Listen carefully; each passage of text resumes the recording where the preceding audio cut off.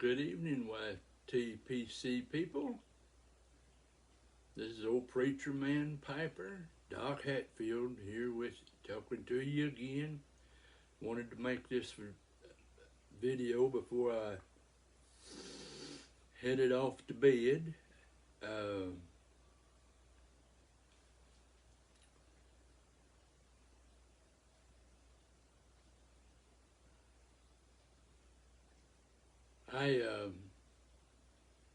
I surrendered to preach when I was 15 years of age.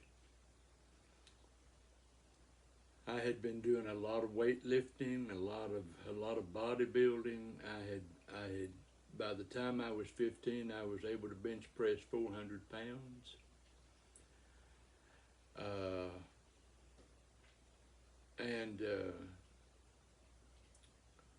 The one thing about it is,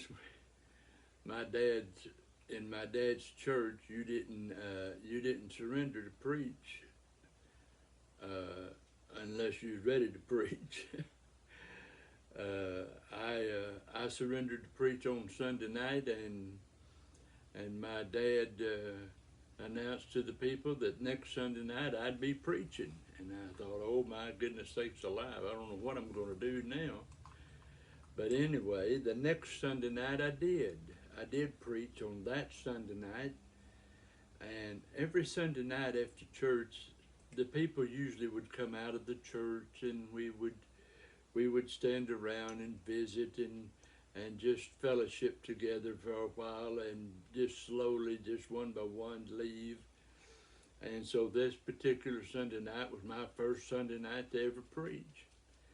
And after I got through preaching and we came out, a lady there needed to have her tire changed. She had a flat tire. Me and a friend of mine went to help change that tire. And while we were changing the tire, a car pulled up there, had 5 boys in it.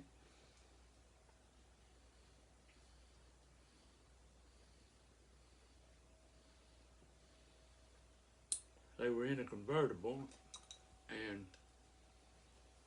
I wasn't paying too much attention to them because me and my friend was changing this tire. And but one of the boys spoke up and said they wanted to speak to the pastor of the church. My dad spoke up and said, well, I'm the pastor, can I help you? And this boy said, we're here to tell you to stop fighting the liquor bill here in this county. And so we've come to convince you to stop fighting it because we want that bill to pass. My dad said, well, I've always fought for that, and said, I'll not stop fighting for that. And so said, you just best just move on down the road. And so one of the boys stood up, and he had a chain in his hand, and he said, preacher, if you do not agree to stop fighting this bill, we're going to convince you now to stop. Well, I wasn't paying too much attention, and my friend said to me, he said, I think them boys there are going to cause your dad some trouble. And I said, what's going on? And so he told me a little bit about it. And about that time, 2 of the boys jumped out of the car with chains in their hand, and they said, now then, are you going to agree to stop fighting this bill? And if you're not, we're going to whip you with these chains until you agree. And so I got up and I walked over there, and I walked in front of my dad, between my dad and the 2 boys. And I said, now, fellas, I don't know what's going on here, and I don't know what you're trying to do, but I said, you need to get back in your car and you need to drive on down the road. And then another boy jumped up, and he had a chain, and he jumped out of the car, so that was 3 of them. And he said, the one that was leading the pack said, now, sonny boy, you need to get out of the way. You don't need to be trying to step in and defend your pastor. And I said, I'm not here to defend my pastor. That's my dad, and you're going to have to get in your car and leave. and leave now. I said, because if you don't, there's going to be trouble here. And about that time, he whipped that chain around, and I grabbed that chain. And in about 4 minutes, I had all three of them guys down on the ground. And I told the other two fellas in the car, I said, now you get out and pick up your trash and put your trash back in the car, and you get your ass out of here, and don't you come back again, because if you do, I'm gonna whip all of you and put you down there in that dumpster at the bottom of the hill. Now go. So they kind of got up, got out of the car. They picked up the three fellas, put them in the car, and they drove off. Well, I didn't realize I'd said the word ass, especially in front. I mean, I just got through preaching, and forgot I said that in front of the people and in front of my dad. So anyway, by the time we left, on Sunday night, we always went out to eat. And so we went out to the same steakhouse out between Denison and Sherman, Texas, and we was going to eat. And on the way out there, I'm sitting in the back seat, not paying any much attention about anything. And my mother said to my dad, said, do you think that he did that because he is and about that time my dad said, shut your mouth, hush, right now. And she said, well, said, you know, his two brothers, they wouldn't have, and he said, I said, hush up. Now just hush your mouth, don't say no more. So we get out there to the restaurant, and we eat and everything, and then we go back home. And I guess probably 2 or 3 weeks went by, and I walked in the house from school and in the back door, and nobody knew I was there. But my brother and my mother was in the living room, and I heard my brother say to my mother, you need to tell that boy he's adopted, because if you don't, I'm going to tell him it's time he knew. Well, I snuck back out the door, and I got on my bicycle, and I rode down to the church, which is about a mile down the road. And I got down to the church and walked in my dad's office, and my dad said, son, what are you doing here? And I said, I'd just like to know who I am, and I'd like to know where I come from. And he said, what are you talking about? I said, well, I'm adopted. I'd like to know where in the world I come from.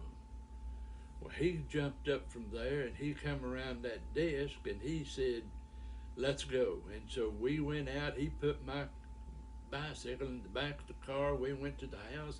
He told my brother, he said, you hit the road and go home now. Told me, he said, you go out the back and stay outside. Well, I went out there, but I left the door open so I could hear. And my dad said to my mother, said, what in the world do you think you were doing? We was never going to tell him he was adopted, and now you went and told him. She said, I hadn't told him nothing. He hadn't been here. He don't know nothing. Said, why in the world you talking like that? Said, well, he just come down to the house and said you and John was talking about telling him. And she said, well, I didn't know he come in the house, and said he didn't have no right sneaking in the house like that. She said, well, he just come in from school. Said, what do you mean he didn't have no right? She said, well, what are we going to do now? He said, well, we got to tell him something. Said, we don't know. So they turned around and brought me in to the living room and set me down. And he said, now, son, we've got to just tell you the truth. Your mom and daddy were bank robbers, and they were robbing a bank, and while they were robbing a bank, they got killed. And that's how we come to get you. And I said, oh, well, okay. And that was it. No more was ever said. Well, probably 3 or 4 months went by, and it was about time for their wedding anniversary. And so my brother came over to the house because my two brothers were married by this time. My oldest brother came over to the house, and he had brought a brand new radio clock with an alarm. And so he told them, he said, look, said, this is brand new, said, this just come out on the market. Said, all you got to do is set it, and then all you got to do is just wait and let it wake you up on Sunday morning to go to church. They thought, well, isn't that nice? And I wake up to nice music. Well, they didn't wake up to nice music. They woke up, and that radio was just as loud as it could go, and it was singing Elvis Presley's "You Ain't Nothing But a Hound Dog." Well, I had gotten up, I heard it, I got up to come see about it. My mother come out of that room and come in that living room and just started beating on me on my chest. She said, you did that on purpose, you set that on purpose, you were doing that because you just hate us, and just kept hitting me and hitting me and hitting me. And I finally just grabbed her by the arms. I said, what's wrong with you? Don't you know I could hit you one time and knock you cold? I said, don't you ever touch me again. And I turned around and run out of the house. I was halfway downtown. I mean, it was about 2 miles downtown. I was about halfway downtown when my brother pulled up beside me and coaxed me to get in the car, and I got in the car. We went out to the lake, and my brother said to me, he said, I know that you shouldn't have heard that you were adopted the way you were. But said, now that radio wasn't your fault. I said, well, I know it wasn't my fault. I didn't know nothing about it. I couldn't have fixed that thing to do nothing. I didn't know nothing. I'd never seen it before. And he said, well, he said, you need to know the truth about your mom and daddy. I said, okay. I said, what was it? And he said, well, they were bank robbers. Well, that was still the same story. He said, and what they had done, they had robbed a bank, and they were getting away, and said they come and turned down a railroad track to get away from the police, and a train come by and hit them and killed them. Well, that was two different stories. And nobody still hadn't told me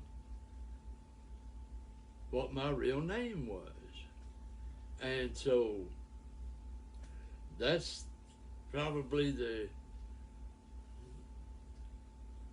craziest story you've probably heard about trying to find out that you were adopted. And later on, I'll tell you how I found out who I really am, that I was really a Hatfield. And I'll tell you how that came to be. It's almost Christmas time now, and probably won't be another video up until after Christmas.